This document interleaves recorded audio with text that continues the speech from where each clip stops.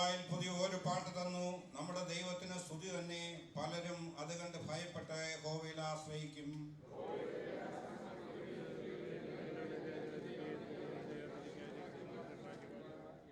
എന്റെ ദൈവമായ യഹോവേ, നീ ചെയ്ത അത്ഭുത പ്രവൃത്തികളും ഞങ്ങൾക്ക് വേണ്ടിയുള്ള നിന്റെ വിചാരങ്ങളും വളരെയാകുന്നു.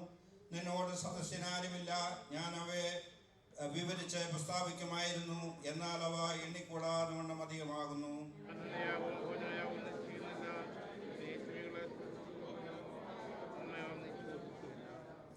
അപ്പോൾ ഞാൻ പറഞ്ഞു, ഇതാ ഞാൻ വരുന്നു, പുസ്തകച്ചുരുൾ എന്നെ കുറിച്ച് എഴുതിയിരിക്കുന്നു.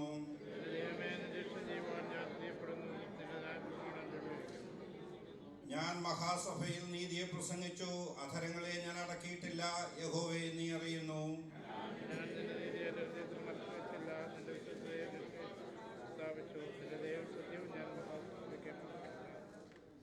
യഹോവേ, നിന്റെ കരുണ നീ എനിക്ക് അടച്ചു കളയുകയില്ല. നിന്റെ ദയയും സത്യവും എന്നെ നിത്യം പരിപാലിക്കും.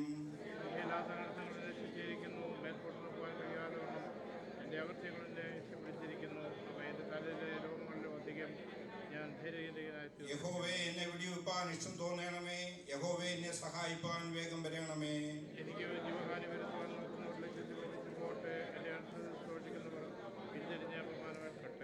നന്നായി നന്നായി എന്നോട് പറയുന്നവർ തങ്ങളുടെ നാണ നിമിത്തം സ്തംഭിച്ചു പോകട്ടെ.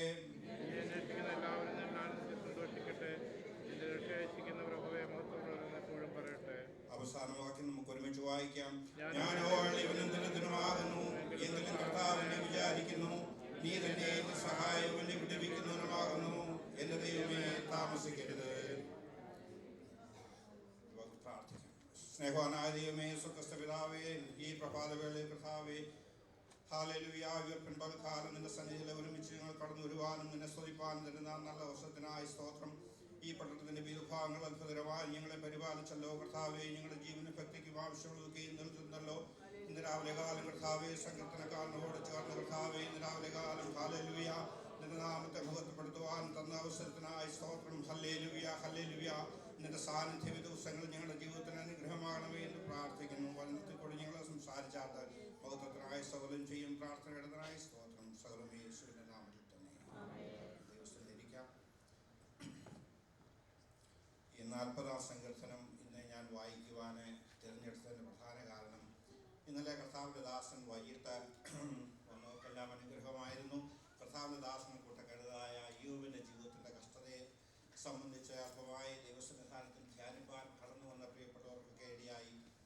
ഇന്ന് രാവിലെ കാലം ഈ 40-ാം സങ്കീർത്തനം ദാവീദിൻ്റെ ഒരു സങ്കീർത്തനമാണ്. ദാവീദ് ഈ സങ്കീർത്തനത്തിൽ ആദ്യം വായിക്കുന്നത്, ഞാൻ യഹോവയ്ക്കായി കാത്തുകാത്തിരുന്നു. I waited patiently upon the Lord, and he inclined unto me and heard my cry.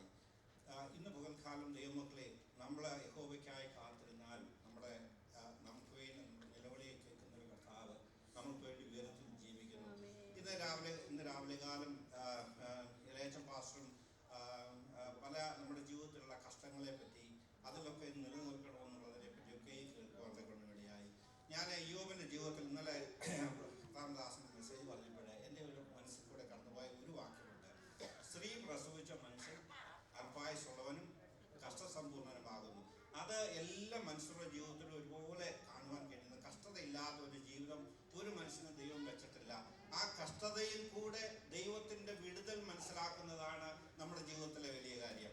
ഇന്ന് പകൽക്കാലം ദൈവമക്കളെ, നമ്മുടെ ജീവിതത്തിൽ ഈ ദാവീദിൻ്റെ ജീവിതത്തിൽ നാശകരമായ കുഴി എന്ന് പറയുന്നത് ആ ഭാഗം വായിച്ചപ്പോൾ, നാശകരമായ കുഴി ഞാൻ എൻ്റെ മനസ്സിലൂടെ ഇപ്പം ദാവീദിൻ്റെ ജീവിതത്തിൽ ഇശായിയുടെ ഇളയ മകനാണെങ്കിലും അവനെ സംബന്ധിച്ചിടത്തോളം വീട്ടിൽ വലിയൊരു പരിഗണനയൊന്നും ഇല്ലായിരുന്ന ഒരുവനായിരുന്നു ദാവീദ്. അവൻ്റെ ആകെക്കൊണ്ടുള്ള ജോലി കാട്ടിൽ പോയി ആടിനെ മേയിക്കുക എന്നുള്ളതാണ് അവൻ്റെ ജീവിതത്തിൽ ആകെക്കൂടെ ഉള്ള ഒരു ജോലി. എന്നാൽ മറ്റുള്ള സഹോദരങ്ങളോടുള്ളതായ ഒരു പരിഗണനയോ ആ വീട്ടിലെ ഒരു പൈതലെന്നുള്ള നിലയോ ഒന്നും ഈ ദാവീദിന് ലഭിച്ചിട്ടില്ല. എന്നാൽ അവന് വേണ്ടി അത്ഭുതം പ്രവർത്തിച്ച ദൈവത്തെ, വാസ്തവമായി അവനിൽ കൂടി ദൈവത്തിൻ്റെ പ്രവർത്തികൾ മനസ്സിലാക്കുവാൻ തക്കവണ്ണം നമ്മൾ ആ ഭാഗങ്ങളൊക്കെ, ദാവീദിൻ്റെ ജീവിതത്തിലെ ഭാഗങ്ങളൊക്കെ നമ്മൾ പിന്നീടും വായിച്ച് നമുക്ക് മനസ്സിലാക്കുവാൻ കഴിയുന്നുണ്ട്. അതിൻ്റെ വേറൊരു ഭാഗം എന്നെ നാശകരമായ കുഴിയെപ്പറ്റി പറഞ്ഞപ്പോൾ എനിക്ക് മനസ്സിൽ കടന്നുപോയ വേറൊരു ഭാഗം, ഈ അഹീത്തോഫേൽ കാര്യങ്ങൾക്കൊക്കെ ചെയ്യുന്ന ഒരു വ്യക്തിയായിരുന്നു.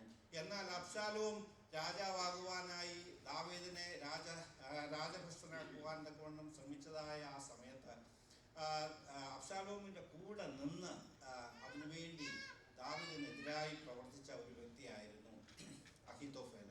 എന്നാൽ ആ സ്ഥാനത്ത് ഹൂശായിയെ ദൈവം എഴുന്നേൽപ്പിച്ച ഭാഗമാണ് എന്നെ വളരെ സന്തോഷിപ്പിച്ചത്. ദൈവത്തിൻ്റെ പൈതലെ ഇന്ന് കേൾക്കാറും നമ്മുടെ നിലവിളി.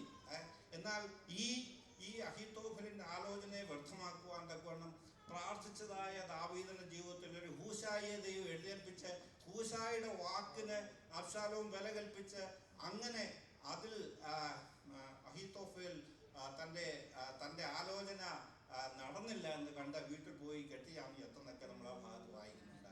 ഇന്ന് പോൽക്കാലം ദൈവമക്കളെ നമ്മുടെ ഏതവസ്ഥയിലും ആ നാശകരമായ കുഴിയിൽ നിന്നൊക്കെ നമ്മുടെയും ജീവിതത്തിൽ ഓരോ ദിവസം ദൈവം നമ്മുടെ വൃത്തിയിലെ കഷ്ടങ്ങളെ പ്രയാസങ്ങളെ രോഗങ്ങളൊക്കെ നമ്മുടെ ജീവിതത്തിൽ കടന്നു വരുമ്പോൾ അതിനൊക്കെ തരണം ചെയ്യുവാൻ നമ്മുടെ വിശ്വാസ പടക് മുങ്ങിപ്പോകാതെ ദൈവം ഇത്രത്തോളം നമ്മെ പരിപാലിച്ച ദൈവത്തിൻ്റെ വിശ്വസ്തതയ്ക്കായി ഞാൻ ദൈവത്തെ സ്തുതിക്കുന്നു.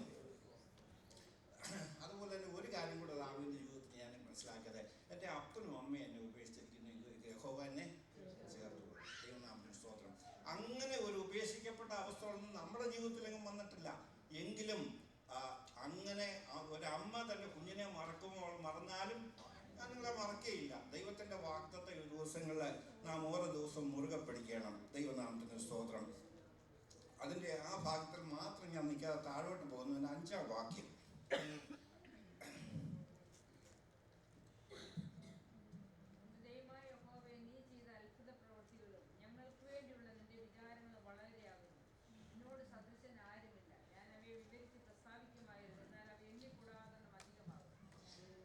ഇവിടെ എൻ്റെ ദൈവമായ യഹോവേ നീ ചെയ്ത അത്ഭുത പ്രവൃത്തികളും ഞങ്ങൾക്ക് വേണ്ടിയുള്ള നിന്റെ വിചാരങ്ങളും വളരെയാകുന്നു. 139-ാം സങ്കീർത്തനം 18-ാം വാക്യത്തിലൊരു വാക്യമുണ്ട്. എൻ്റെ ദൈവമേ നിന്റെ വിചാരങ്ങൾ എത്ര ഘനമായവ, അവയുടെ ആകത്തുകയും എത്ര വലിയത്, അവയെ എണ്ണിയാൽ മണലിനേക്കാൾ അധികം. ദൈവനാമത്തിന്റെ സ്തോത്രം. എന്ന് പോയാൽ നമ്മളെക്കുറിച്ച് വിചാരപ്പെടുന്ന ദൈവം ജീവിതത്തിൽ ജീവിക്കുന്നവരുടെ ഒരു പൂർണ്ണ ഉറപ്പ്. നമ്മൾക്ക് വേണ്ടി വിചാരപ്പെടുന്നതായ ഒരു കർത്താവ് നമുക്ക് ഉയർത്തി ജീവിക്കുന്നു.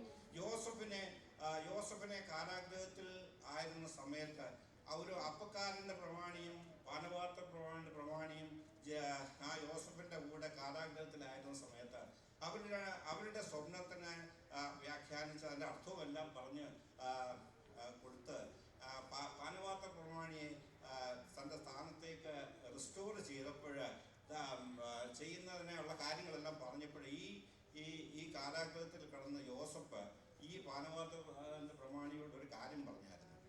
നിങ്ങളെല്ലാം ആ ഭാഗം വായിക്കുന്നുണ്ട്. ഞാൻ ഇവിടെ ഒരു തെറ്റും ചെയ്യാതെ ഇവിടെ ആയിരിക്കുന്നു. എന്നാൽ നിന്നെ ആ സ്ഥാനത്ത് തിരിച്ചാക്കുമ്പോൾ എൻ്റെ കാര്യങ്ങളൊന്ന് പറഞ്ഞേക്കണേ. ദൈവനാമത്തിന് സ്തോത്രം. എന്നാൽ ആ പാനപാത്ര 2 വർഷം കഴിഞ്ഞതിന് ശേഷം രാജാവ് സ്വപ്നം കണ്ട ഭാഗം നമ്മൾ വായിക്കുന്നുണ്ട്. എന്നാൽ ആ പോയി സ്ഥാനത്താക്കിയെങ്കിലും മറന്നുപോയ പാനപാത്ര പ്രമാണി ഇന്ന് രാവിലെ കാലം ദൈവമക്കളെ പലപ്പോഴും നമ്മുടെ ജീവിതത്തിൽ പലരും പ്രാർത്ഥിക്കാമെന്നൊക്കെ പറയും. എന്നാൽ എത്ര പേര് പ്രാർത്ഥിക്കുന്നുള്ളത് നമുക്കറിയത്തില്ല. പലരും നമുക്ക് വേണ്ടി പല കാര്യങ്ങൾ ചെയ്യാമെന്നൊക്കെ പറയും. എന്നാലും അവരൊക്കെ മാറിപ്പോകുന്ന സ്ഥാനത്ത് ദൈവത്തിൻ്റെ ആ വിശ്വസ്തത, ദൈവത്തിൻ്റെ ആ നമ്മളെക്കുറിച്ചുള്ള വിചാരം എത്രയോ ശ്രേഷ്ഠമാണ്. എൻ്റെ ജീവിതത്തിൽ എണ്ണി ഓരോ ദിവസവും ദൈവം നമ്മളെക്കുറിച്ച് വിചാരപ്പെടുന്നത് മനസ്സിലാക്കുവാൻ ഓരോ ദിവസം നമുക്ക് ഇടയാകണം. ദൈവനാമത്തിന് സ്തോത്രം. ഈ ലൂക്കോസിന്റെ സുവിശേഷം 18-ാം അധ്യായം 18-ന്റെ 38-ാം വാക്യമാണ്. അവിടെ യേശു എരിഹോവിൽ കടന്നു ഒരു ഭൃത്യമായ എന്നൊരു കുരുടൻ വഴികരികെ ഇരുന്ന് വിഷയാചിച്ചുകൊണ്ടിരുന്നപ്പോൾ അവനെ ആരാ കടന്നു പോകുന്നുവെന്ന് ഈ വലിയ പുരുഷാരത്തിൻ്റെ ആരവാരം കേട്ടപ്പോൾ ആരാ കടന്നു പോകുന്നതെന്ന് ഈ ഭൃത്യമായി ചോദിച്ചപ്പോൾ അത് നസറേയനായ യേശുവാണ് കടന്നു പോകുന്നതെന്ന് പറഞ്ഞു. അപ്പോൾ അവൻ ഉടനെ ഒരു കാര്യം ചെയ്തു. അവന് ദൈവമേ ദാവീദ് പുത്ര എന്നോട് കരുണ തോന്നണമേ എന്ന് നിലവിളിച്ച് പറഞ്ഞപ്പോൾ അവിടെ ഉണ്ടായിരുന്നവരൊക്കെ കേട്ടവരൊക്കെ പറഞ്ഞ് അവനെ ശാസിച്ചു. നീ മിണ്ടാതിരിക്കുക, നിനക്ക് അവിടെ വേറെ വലിയ കാര്യങ്ങൾ നടക്കുക, നീ മിണ്ടാതിരിക്കുക. എന്നാൽ ആ നിലവിളിയുടെ മുമ്പിൽ കർത്താവ് നിന്നു. ദൈവനാമത്തിന്റെ സ്തോത്രം. ഇന്ന് പകൽക്കാലം ദൈവമക്കളെ നമ്മുടെ പ്രാർത്ഥനയ്ക്ക് നമ്മളെ കുറിച്ച് വിചാരപ്പെടുന്ന ഒരു ദൈവം ഉയരത്തിലുണ്ട്. ഇന്ന് പകൽക്കാലം ആ ഒരു പൂർണ്ണ ഉറപ്പ് ഇന്ന് പകൽക്കാലം ദൈവങ്ങളായിരിക്കും നമുക്കില്ലെന്നുണ്ടെങ്കിൽ നമ്മുടെ ഈ ആത്മീയ ജീവിതത്തിൽ യാതൊരു പ്രയോജനവുമില്ല. ദൈവനാമത്തിന് സ്തോത്രം. ആ യേശു അവിടെ നിന്ന് അവനെ സൗഖ്യം കൊടുത്തതായി നാം വായിക്കുന്നു. ഇന്ന് രാവിലെ കാലം ദൈവങ്ങളെ ഇങ്ങനെയുള്ള പല ഭാഗങ്ങൾ താഴോട്ടുള്ള ഭാഗങ്ങളൊക്കെ നാം വായിക്കുമ്പോൾ നമ്മളെക്കുറിച്ച് വിചാരപ്പെടുന്നൊരു കർത്താവ്. എന്നാൽ ഇവിടെ താഴെ വായിക്കുന്നു, നിങ്ങൾ നന്നായി എന്നോട് പറയുന്നവർ. ചിലരൊക്കെ എത്ര ആത്മീയ കുളത്തിലാണെന്ന് പറഞ്ഞാലും ചില കാര്യങ്ങളൊക്കെ കാണുന്ന അത് നന്നായി, അവൻ്റെ ജീവിതത്തിൽ വരണം, നന്നായി എന്ന് പറയുന്ന പലരും നമ്മുടെ ജീവിതത്തിൽ നമ്മൾ കണ്ടിട്ടുണ്ട്. പലരും ഇങ്ങനെ പറഞ്ഞിട്ടുമുണ്ട്. എന്നാൽ ഇന്ന് കാലം ദൈവങ്ങളെ നമ്മളെ സ്ഥിതി അറിയുന്ന, നമ്മളെ പൂർണ്ണമായും വാസ്തവമായി അറിയുന്ന കർത്താവ് ഇന്ന് പോൽക്കാലം ഉയരത്തിൽ ജീവിക്കുന്നു. നമ്മളെ തൃക്കൺ പാർക്കുന്ന കർത്താവ് നമുക്ക് വേണ്ടി അത്ഭുതങ്ങൾ പ്രവർത്തിക്കുന്നു. നമ്മൾക്ക് വേണ്ടി വിചാരപ്പെടുന്ന കർത്താവ് ഉയരത്തിൽ വസിക്കുന്നു. അതുകൊണ്ട് സങ്കീർത്തനക്കാരായ ദാവീദ് പറയുന്നത് അതിൻ്റെ അവസാന വാക്യം, നീ ഇസ്രായേലിന്റെ ദൈവമായ യഹോവ എന്നും എന്നേക്കും വാഴ്ത്തപ്പെട്ട.